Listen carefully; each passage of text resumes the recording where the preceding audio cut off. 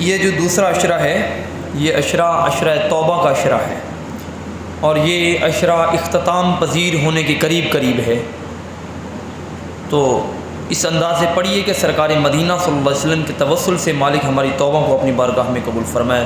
بسم اللہ الرحمن الرحیم۔ جو آج کی ہم نے اللہ کی توفیق سے جو منزل ہمیں سننا نصیب ہوئی، پڑھنا نصیب ہوئی، یاد رکھیے گا یہ تمام نیکی کے کام اسی کی توفیق سے ہی میسر آتے ہیں۔ جسے وہ توفیق دیتا ہے اس سے ہی نیکی کے وہ کام لیتا ہے۔ تو یہاں پر اللہ رب العزت نے یہ 30 نمبر آیا ہے مبارکہ سے لے کر 60 نمبر آیا ہے مبارکہ تک، یہ پارہ نمبر 25 ہے، سورۃ الدخان ہے، اور سورۃ الدخان یہاں پر ختم ہو رہی ہے۔ وہاں پر اللہ رب العزت نے جہنمیوں کے خانوں کا کچھ ذکر کیا ہے، اور ساتھ ہی کچھ منافقین کا بھی ذکر اللہ رب العزت نے یہاں پر ارشاد فرمایا ہے۔ فرمایا لوگوں، میرے عذاب کا سخت سے سخت ترین جو بلاوا ہے، میرے عذاب کی سخت سے سخت ترین جو علامت ہے، فرمایا وہ جہنم ہے۔ فرمایا کچھ لوگ ہوں گے ان کو جہنم میں ڈالا جائے گا۔ فرمایا جب جہنم میں جن کو ڈالا جائے گا، جب ان کو بھوک لگے گی، وہ بھوک کے مارے تڑپیں گے، روئیں گے، گڑ گڑائیں گے، عرض کریں گے کہ باری تعالیٰ ہمیں مٹی ہی کھانے کے لیے دے دی جائے، ہم وہ مٹی کھا لیں۔ حدیث مبارکہ میں آتا ہے لوگوں کئی سال ان کے صرف بھوکے ہی نکل جائیں گے۔ وہ جنتیوں کو کھاتا دیکھ کر وہ اتنا تڑپیں گے، وہ عرض کریں گے کہ باری تعالیٰ ذرا سی کرم نوازی کر ہمیں تھوڑا سا کچھ کھانے کے لیے دے دیا جائے۔ اللہ رب العزت پھر ان کو زقوم کا درخت ان کو کھانے کے لیے دے گا۔ زقوم کا درخت ان کو کھانے کے لیے دے گا۔ وہ جیسے ہی یہ زقوم کا درخت کھائیں گے، ان کے اندر پیٹ کے اندر ایسا ابال پیدا ہوگا کہ ان کا پیٹ اندر سے کٹ کر رہ جائے گا۔ وہ ان کو کھانے سے پہلے وہ دیکھیں گے، اور زقوم کا درخت کانٹے دار درخت ہوتا ہے۔ زقوم کا درخت دنیا کے جتنے بھی کڑوے ترین درخت ہیں، سب سے کڑوا درخت زقوم کا درخت ہے۔ فرمایا کہ جو لوگ جہنم میں جائیں گے، یاد رکھیے گا جو ایک نماز نہیں پڑھتا اس نے بھی جہنم میں جانا ہے، اس نے بھی زقوم کا درخت کھانا ہے۔ فرمایا کہ جو جہنم میں جائے گا، جب وہاں پر وہ زقوم کا درخت اسے دیا جائے گا، اس کا پیٹ ایسے ابالے اس میں آنے شروع ہو جائیں گے، جیسے فرمایا گیا کہ جیسے ہنڈیا پکتی ہے آگ کے اوپر، اس کے اندر ابال آتا ہے۔ فرمایا کہ جہنم کے اندر اس انداز میں ان کو کھلایا جائے گا۔ پھر جب ان کو پیاس لگے گی تو ان کو رشتہ ہوا پیپ ان کو پلائی جائے گی۔ یہ جو زخموں سے نکلتی ہے پیپ، یہ جہنمیوں کو پلائی جائے گی۔ کیا خبر ہمارے اعمال ہمیں کہاں لے جائیں۔ اور یا عزیزان گرامی قدر، پھر کھانے کے بعد پھر ان کو پیپ زدہ پانی پلایا جائے گا۔ جب پیپ زدہ پانی پلایا جائے گا، پھر جہنم کا کھولتا ہوا پانی ان مجرمین کے اوپر ڈال دیا جائے گا۔ حدیث مبارکہ میں آتا ہے سرکار مدینہ صلی اللہ علیہ وآلہ وسلم نے ارشاد فرمایا لوگوں، اگر جہنم کا گرم پانی زمین کے اوپر ڈال دیا جائے تو زمین کا سارا سبزہ جو ہے وہ جل کر راکھ ہو جائے۔ اتنا گرم ترین یہ سیسہ ہے، سیسے کو اگر گرم کر دیا جائے تو یہ بہت زیادہ گرم ہو جاتا ہے۔ یہ جہاں جہاں لگتا ہے، ہلکی سی تیلی ہم برداشت نہیں کر سکتے۔ سیسے کی اگر مثال لے لیں دنیا کے اندر، اس کو اگر گرم کر دیا جائے تو یہ جہاں جہاں یہ سیسہ لگتا ہے، یہ انسان کی ہڈیاں تک اکھیڑ لیتا ہے۔ فرمایا گیا لوگوں، جہنم کے اندر ان کے اوپر کھولتا ہوا پانی ڈالا جائے گا۔ پھر ان کو کہا جائے گا تم دنیا میں عزت کے طلبگار تھے، آؤ تمہیں ذلت امیز ہم تمہیں عذاب دیتے ہیں۔ یہاں پر رکوع نمبر 8 ہے، 29 نمبر آیا ہے مبارکہ سے لے کر 38 نمبر آیا ہے مبارکہ تک، یہاں پر منافقین کا کچھ ذکر کیا گیا ہے۔ یاد رکھیے گا، کافر بدترین قوم ہے، مسلمان سب سے اچھی قوم ہے، مگر منافق قوم وہ قوم ہے کہ جو کافروں سے بھی بدترین قوم ہے، جن کا یہاں پر 25 نمبر 26 نمبر پارے کے اندر اور سورۃ محمد صلی اللہ علیہ وآلہ وسلم، کون سی سورت؟ سورۃ محمد صلی اللہ علیہ وآلہ وسلم، اس کے اندر منافقین کا ذکر کیا گیا۔ دیکھیے اللہ رب العزت نے فرمایا منافقین سمجھتے ہیں کہ ان کا کھوٹ، دلوں کی میل کبھی دور نہیں ہوگی، ان کا دلوں کی جو کھوٹ ہے کبھی وہ واضح نہیں ہوگی۔ فرمایا حالانکہ ان کی شکل و صورت سے پتہ چل جاتا ہے یہ منافق کون ہے، مومن کون ہے۔ انسان کے چہرے بتا دیتے ہیں، انسان کے کردار بتا دیتا ہے، اس کی زبان بتا دیتی ہے، اس کی حرکات و سکنات بتا دیتی ہیں کہ منافق کون ہے اور مومن کون ہے۔ فرمایا یہ لوگ منافق کیا سمجھتے ہیں کہ ان کے دلوں کا کھوٹ کبھی ظاہر نہیں ہوگا، حالانکہ فرمایا ان کی شکل و صورت سے، ان کے لب و لہجہ سے ان کی بیماری کا پتہ دیتا ہے۔ فرمایا کہ ہم اب یہاں پر منافقوں کے بارے میں آخری بات کر کے اپنی بات کو آگے کروں گا۔ اللہ رب العزت نے ارشاد فرمایا کہ جو قوم منافق ہوتی ہے، فرمایا کہ ہم اس کے لیے دنیا کے اوپر اور آخرت کے اوپر ایک بٹھی بنا دیتے ہیں، جس بٹھی کے اندر جو خالص مومن ہمارے ہوتے ہیں وہ ہم بچا لیتے ہیں اور منافقین کو جلا دیتے ہیں۔ اللہ رب العزت نے، یہ مختلف بٹھیاں ہوتی ہیں، یہ دنیا میں بھی ہیں، مختلف انداز میں ہوتی ہیں۔ عبادات کی کچھ بٹھیاں ہیں، کچھ ریاضات کی بٹھیاں ہیں، کچھ حق کے ساتھ کھڑے ہونے کی بٹھیاں ہیں، یہ مختلف انداز میں یہ چولہے ہیں جس میں اللہ رب العزت کھنگالنا چاہتا ہے کہ میرا کون دوسرا کون۔ فرمایا جب وہ علیحدہ ہو جاتے ہیں، جیسے سونار سونے کو، کھوٹے سونے اور کھرے سونے کو علیحدہ کرنے کے لیے گرم کرتا ہے اور پھر اتنا گرم کرتا ہے کہ وہ پانی بن جاتا ہے، اللہ رب العزت نے فرمایا اس قدر بندوں کو گرم کیا جائے گا دنیا کے اندر مختلف انداز میں کہ دنیا میں ہی پتہ چل جائے گا کہ مومن کون، منافق کون۔ یہ دنیا کی بٹھیاں، اب اس کی مثال تو ہمارے سامنے سمجھ آ گئی۔ اب جو جہنم کی بٹھی ہوگی، جو اس کے عذاب کی، جہاں پر سخت ترین عذاب ہوگا، اس کی بٹھی کا عالم کیا ہوگا۔ عزیزان گرامی قدر، اب یہاں پر اللہ رب العزت نے دعوت قرآن کے بارے میں اور اپنی توحید پر شواہد دیتے ہوئے فرمایا کہ لوگوں، میری دعوت آپ کو قرآن مجید فرقان حمید کی طرف میں آپ کو دعوت دیتا ہوں۔ فرمایا لوگوں، کیا قرآن مجید وہ کتاب نہیں ہے کہ جو میں نے نازل کی؟ فرمایا ہاں، قرآن مجید وہی کتاب ہے جس کو میں نے نازل فرمایا، اور فرمایا کہ لوگوں میرے شاہکار دیکھنا چاہتے ہو میں کون ہوں؟ یہ آسمان بغیر ستون کے کھڑا کرنا یہ میرا کام ہے، ستاروں کو بغیر بیٹری اور بجلی کے روشن رکھنا یہ میرا کام ہے، سورج کی روشنی میں پیدا کرنا، اس کے اندر حرارت پیدا کرنا، چاند کے اندر سکونیت پیدا کرنا بغیر کسی سپلائی کے۔ فرمایا یہ سب کچھ اگر پیدا ہوتا ہے تو فرمایا یہ پیدا کرنا میری ذات کا کام ہے۔ یہاں پر اعلیٰ حضرت امام احمد رضا خان فاضل بریلوی رحمۃ اللہ علیہ فرماتے ہیں آپ سے سوال کیا گیا کہ ایک بندہ پہاڑ کے اوپر رہتا ہے، یہ مثال سن لیجئے، ایک بندہ کہاں پر رہتا ہے؟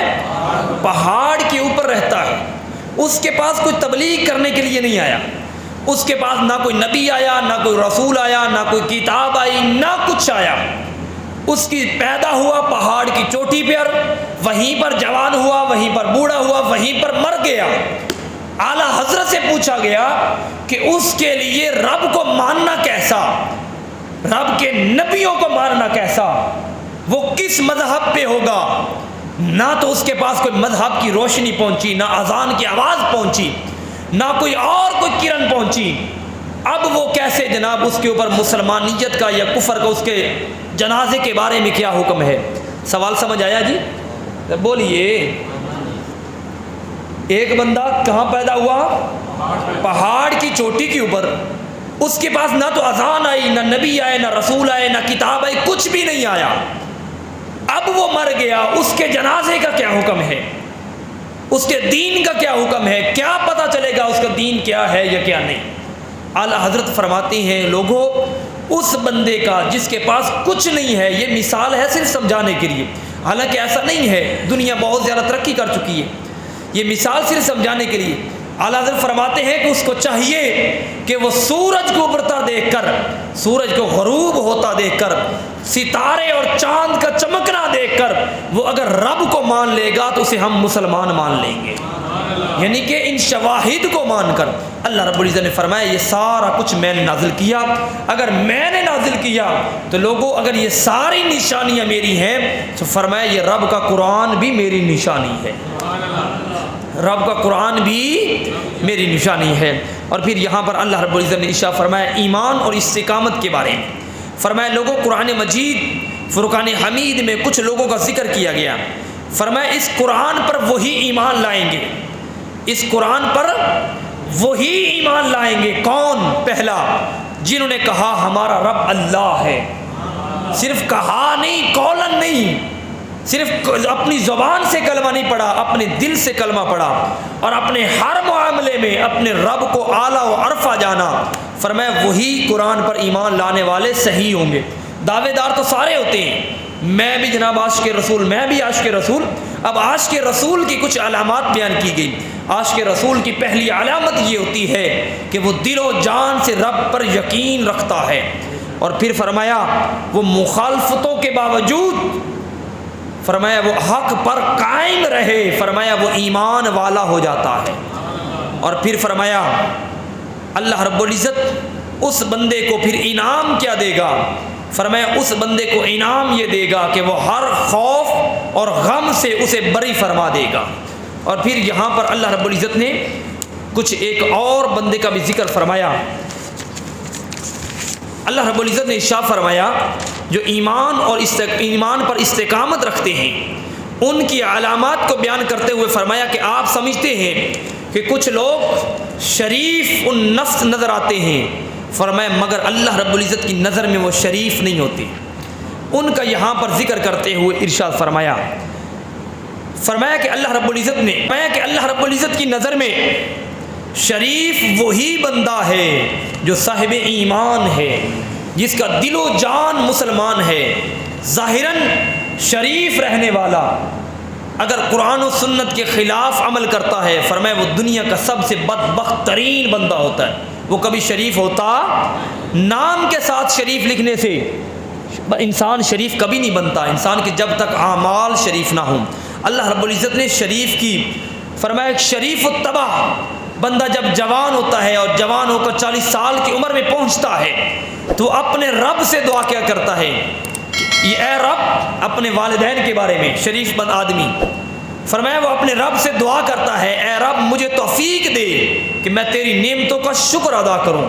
یہ علامات شریف ہیں، علامات یعنی کہ نیک بندے کی، اچھی بندے کی علامت یہ ہے کہ جیسے ہی وہ بندہ بڑا ہوتا ہے، بڑی عمر میں پہنچتا ہے، اس وقت یہ دعا کرتا ہے اپنے رب سے اے میرے رب تو مجھے توفیق دے میں تیری نعمتوں کا شکر ادا کر سکوں جو تو نے مجھ پر کی اور ان نعمتوں کا جو تو نے میرے ماں باپ پر فرمائی۔ یہ شریف کی علامت ہوتی ہے، نیک خاندان کی، اچھے نسل والے بندے کی علامت ہوتی ہے کہ جہاں جہاں وہ دعا اپنے لیے کرتا ہے وہیں وہیں وہ دعا اپنے والدین کے لیے کرتا ہے۔ بولیے، جہاں جہاں دعا اپنے لیے کرتا ہے، اپنی ذات کے لیے کرتا ہے، وہیں وہیں وہ دعا اپنے والدین کے لیے کرتا ہے۔ میں نے بچوں سے، نوجوانوں سے سنا کہ ہمارے ماں باپ نے ہمارے لیے کیا کیا، وہ ساڑھے واسطے کی کر گئے، گھر تو میں آپ بنایا، مکان میں نے خود خریدا، فلاں چیز میں نے خود خریدی، جب باپ تھا ہم تو بڑے غریب تھے، ہم نے اچھے دن ہی باپ کے مرنے کے بعد دیکھے ہیں۔ اللہ رب العزت نے فرمایا یہ شریف کی علامت، شریف کی کیا علامت ہے؟ وہ کہتا ہے کہ میرے رب جو تو نے مجھے نعمتیں دی میں ان پر بھی تیرا شکر ادا کرتا ہوں، اور جو تو نے نعمتیں میرے ماں باپ پر فرمائی میں ان کا بھی شکر ادا کرتا ہوں۔ اور پھر فرمایا کہ باری تعالیٰ مجھے توفیق دے کہ میں اچھے کام کروں، تجھے پسند آ جاؤں۔ اور پھر بندہ دعا کرے کہ باری تعالیٰ، یہ پوری بڑی دعا پیاری لکھی ہوئی ہے، یہ 11 نمبر سے لے کر 20 نمبر آیا ہے مبارکہ تک، یہ رکوع نمبر 2 ہے، سورۃ الاحقاف ہے، جس میں اللہ رب العزت نے فرمایا کہ بندہ اس کے بعد دعا کرے اپنی اولاد کے بارے میں، باری تعالیٰ مجھے ایسے کام کرنے کی توفیق دے جو کام تجھے پسند ہوں، تیرے حبیب کو پسند ہوں۔ پھر فرمایا کہ اے باری تعالیٰ میری اولاد کو نیک بنا دے۔ ہمیشہ یاد رکھیں، اولاد کے سامنے اگر اولاد کے بارے میں دعا کریں گے تو یہ اولاد کی تربیت کی سب سے پہلی سیڑھی ہوتی ہے۔ تو اسی اولاد کے سامنے ہم ہمیشہ زیادہ تر والدین اللہ ماشاء اللہ اولاد کو جھڑکتا ہی دیکھتے ہیں، تو ککھ نہیں کیتا، تو جنت جمعہ ہے نا، تو ذلیل کر دیتا، فلاں فلاں جو ہمارے گھر میں الفاظ بولے جاتے ہیں، تو بہت تنگ کرتا ہے، یہ ہے وہ ہے، جو بھی ہم پنجابی میں بولتے ہیں آپ جانتے ہیں۔ اللہ رب العزت نے فرمایا اولاد کے لیے دعا کرنے کی وجہ سے اللہ کریم اولاد کو نیک بنا دیتا ہے۔ اور پھر فرمایا بندہ یہ دعا کرے کہ باری تعالیٰ میں تیری طرف رجوع کرتا ہوں اور میں مسلمان ہوں۔ اللہ رب العزت نے فرمایا جو بندہ یہ دعا کرتا ہے اس کی میں یہ دعا کو قبول فرما کر اس کے والدین کی بھی بخشش فرماتا ہوں اور اس کے ایمان کو بھی تقویت عطا فرما دیتا ہوں۔ اس کو پڑھنے کے لیے میں دوبارہ عرض کر دیتا ہوں، یہ 11 نمبر سے لے کر 20 نمبر آیا ہے مبارکہ تک، رکوع نمبر 2 ہے، سورہ پارہ نمبر 26 ہے، سورۃ احقاف ہے، جس میں اللہ رب العزت نے ارشاد فرمایا۔ پھر یہاں پر اللہ رب العزت نے فرمایا کہ دین سے پھر جانے والوں کی کچھ سزا کو بیان کیا۔ یاد رکھیے گا، دین سے پھر جانے والے کچھ کہلاتے ہیں مرتد، یعنی کہ دین کو مان کر پھر اس سے پلٹ جانا، کفر میں داخل ہو جانا، ان کو مرتد کہا گیا ہے، اور ان کے اوپر سخت وعید نازل کی گئی ہے جو اپنے اکابرین سے پھر جائے۔ آج یہ حالیہ دور ہے مرزا جہلمی کا، اس سے بڑا فتنہ اس کائنات میں ابھی اس وقت نہیں ہے۔ کس کا؟ مرزا جہلمی کا۔ مرزا جہلمی کا ایسا فتنہ ہے جو اکابرین سے آپ کو دور کر رہا ہے۔ مرزا جہلمی کا ایسا فتنہ ہے جو اپنے اکابرین کا، اپنے اولیاء کرام کا سب سے بڑا کر رہا ہے، باب شاہی کوئی نہیں۔ اور جس کی وہ کتابیں پڑھ رہا ہے، جس کی کتابیں پڑھ کے سنا رہا ہے، جس نے اس کے کان میں اذان کہی، جس نے اس کے والد کا نکاح پڑھایا، جس نے اس کا نکاح پڑھایا، وہ سارے باتیں جو ہیں وہ اتنے غلط ہیں۔ اس کا مطلب یہ پتہ چلا کہ نکاح پڑھانے والا بھی غلط، اس کے کان میں اذان دینے والا بھی غلط، سب کچھ کام برے کام کر، جو جتنے بھی کام اچھائی۔ اب یاد رکھیے گا، ہمیں جو کلمہ پڑھایا گیا ہے، ہمیں نبی کریم صلی اللہ علیہ وسلم نے ڈائریکٹ نہیں پڑھایا، ہمیں کلمہ ڈائریکٹ ہمیں ولیوں کے ذریعے ملا ہے، اولیاء کرام کے ذریعے ملا ہے، دین اسلام کے ذریعے، کہ نیک لوگوں کے ذریعے ملا ہے۔ اب جو کہے باب شاہی کوئی نہیں، اس کا سب سے پہلے یہ نعرہ غلط ہے۔ انشاءاللہ میں اس پر باقاعدہ جمعے شروع کروں گا، یہ مرزا جہلمی کے فتنے کے اوپر۔ اور پھر یہاں پر کہا گیا کہ جو دین سے پھرنے والے ہیں، فرمایا وہ اللہ کی ناراضگی کا وہ سبب بنتے ہیں۔ فرمایا کل قیامت کا دن ہوگا، وہ ایک دوسرے کے گلے کاٹیں گے، پھر ان کے گلے کو جوڑ دیا جائے گا، پھر وہ کاٹیں گے، پھر جوڑ دیا جائے گا، پھر وہ کاٹیں گے، حتیٰ کہ یہی سزا انہیں ہر وقت دی جاتی رہے گی، ابدی ہمیشہ۔ یاد رکھیے گا، فیس بک یوٹیوب کی دنیا کا دور ہے، ہمیشہ یوٹیوب کی بات نہ مانیں۔ یوٹیوب کے اوپر جتنے سے بڑا مفتی کیوں نہیں ہے، آپ علماء کے پاس جائیں، مدارسین کے پاس جائیں، آپ شیوخ الحدیث کے پاس جائیں، آپ کو پتہ چلے دین کیا ہے۔ اب یہاں پر ہر بندہ اردو پڑھنے والا 2 رٹی رٹائی تقریریں وہ جناب یوٹیوب پر بیٹھ کر ہمیں درس تبلیغ دینا شروع کر دیتا ہے۔ تو عزیزان گرامی قدر، اگر یہی بات رہی تو پھر نہیں پتہ چلے گا حق کون ہے، سچ کون ہے۔ اگر آپ کسی کو کہیں گے جی میں نے فلاں سنا ہے، اب عموماً معاملہ یہ ہوتا ہے، اب مسئلہ صحیح بھی بیان کریں، وہ جی فیس بک سے انجایا سے۔ پھر اگر فیس بک پر ہی علم ہے تو ہمیں بھی چاہیے تھا مدرسے چھوڑ کر فیس بک کی دنیا میں ہم تعلیم حاصل کر لیتے۔ تو لہٰذا فیس بک سے، یوٹیوب سے علم نہیں ملتا، علم استادوں کے پاس گھٹنے ٹیکنے سے ملتا ہے، ادب سے ملتا ہے، ان کے تلامذہ بننے سے ملتا ہے، شاگرد بننے سے ملتا ہے، محنتیں اور ریاضتیں کرنے سے ملتا ہے، راتوں کو جاگنا پڑتا ہے۔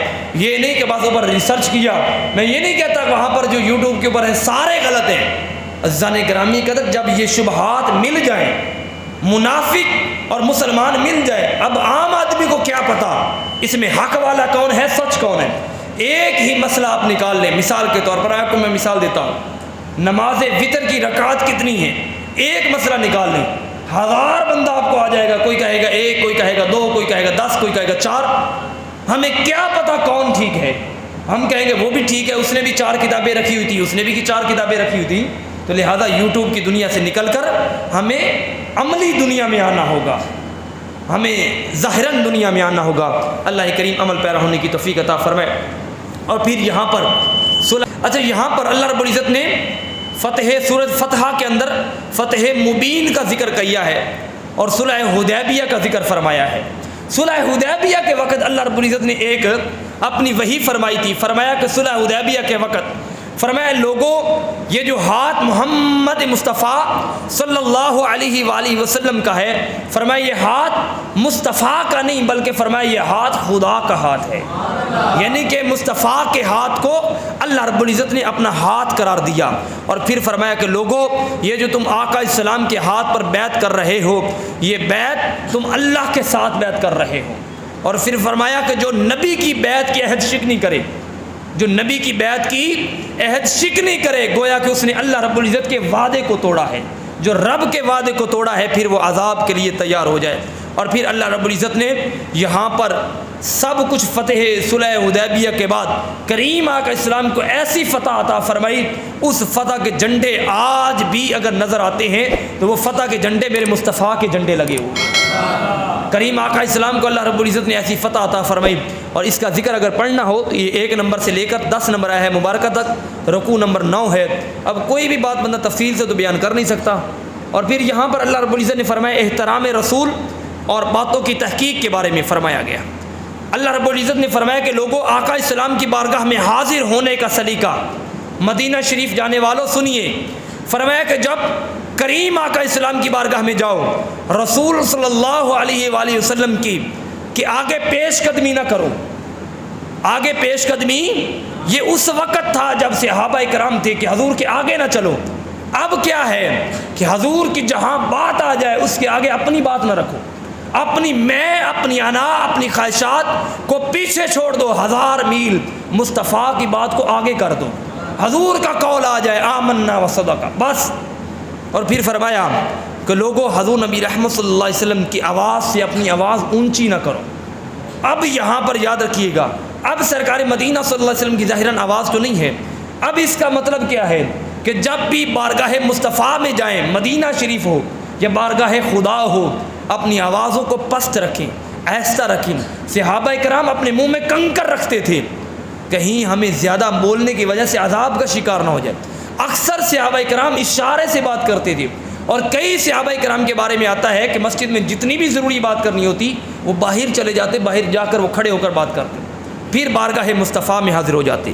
اور پھر یہاں پر اللہ رب العزت کے محبوب صلی اللہ علیہ وآلہ وسلم کی آپ کے ادب کے بارے میں فرمایا گیا کہ اگر تم ایسا کرو گے کہیں ایسا نہ ہو کہ تمہارے عمل ضائع کر دیے جائیں۔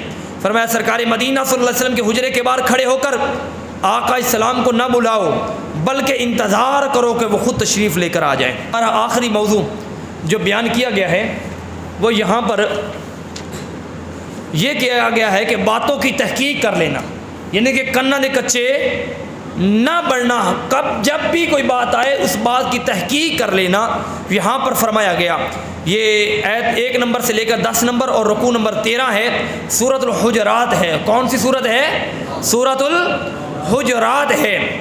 فرمایا کہ جب کوئی فاسق تمہارے پاس خبر لے کے آئے تو تحقیق کیے بغیر کارروائی نہ کرو، پہلے اس کی تحقیق کرو، ہو سکتا ہے کہ بعد میں تمہیں شرمندگی نہ اٹھانی پڑے۔ کوئی بھی معاملہ ہو، عموماً گھر کیوں اجڑتے ہیں؟ اپنی جو بیوی کی بات مان لینی، والدہ کی بات کو جھوٹا کر دینا، اپنی بابی کی بات کو جھوٹا کر دینا، بیوی کی بات کو مان لینا۔ گھر اس وقت تک آباد رکھتے ہیں جب بندہ تحقیق کرتا ہے۔ کوئی بھی عمل آ جائے، کوئی بھی کام آ جائے، اس کی تحقیق کی جائے۔ اگر تحقیق نہیں کریں گے پھر تمہیں شرمندگی اٹھانی پڑے گی۔ فرمایا کہ حضور نبی رحمت صلی اللہ علیہ وسلم کی یہ آخری حدیث مبارکہ یہاں پر میں پیش کر کے اپنی بات کو ختم کر دوں گا۔ فرمایا کریم آقا السلام اگر تمہارے بہت سے معاملات میں تمہاری بات مان لیتے. صحابہ کرام کو خطاب کرتے ہوئے صحابہ کرام نے بہت سے مشورے دیے کہ حضور کیا مسواک ہر نماز کے ساتھ فرض ہے؟ کیا حج ہر سال فرض ہے؟ یہ مختلف بہت سی مثالیں ملتی ہیں. کہا گیا کہ حضور اگر ہر معاملات میں تمہاری بات مان لیتے تو فرمایا تم خود ہی بہت سی مشکلات میں مبتلا ہو جاتے. اب اس سے ہمیں میسج کیا ملتا ہے؟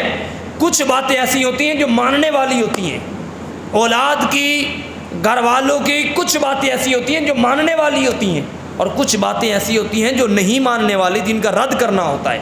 ہر بات کو نہ مانا جا سکتا ہے نہ ہی انکار کیا جا سکتا ہے.